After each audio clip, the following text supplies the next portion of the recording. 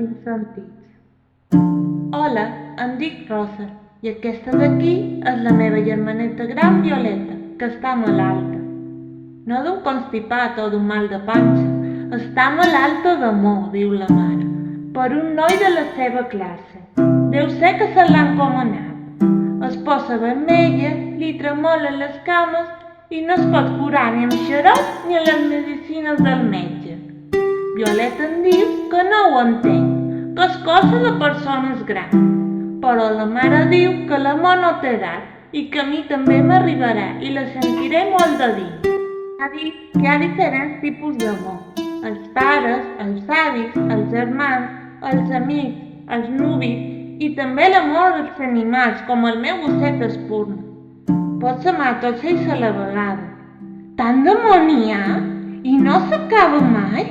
Però la mare diu que per a que no desaparegui del teu costat cal regar-ho cada dia com si fos una planta.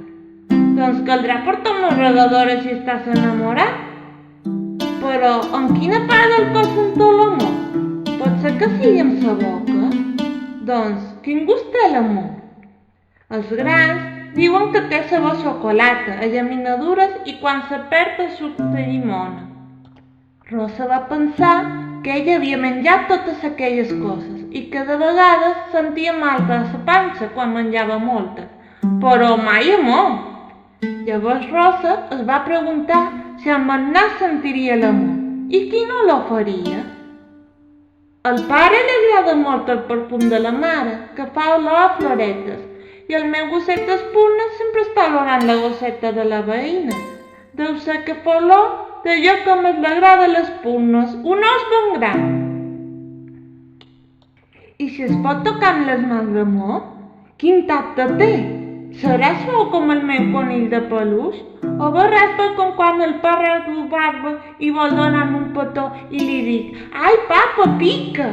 Però en realitat m'agrada que em faci petons i em posi la pell de gallina. Es pot sentir en les orelles? Llavors, com sonaria l'amor?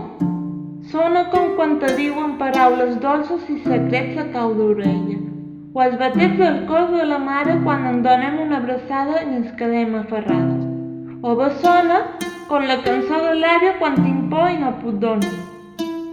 Rosa sent pessigolles a les orelles. Pot ser això l'amor?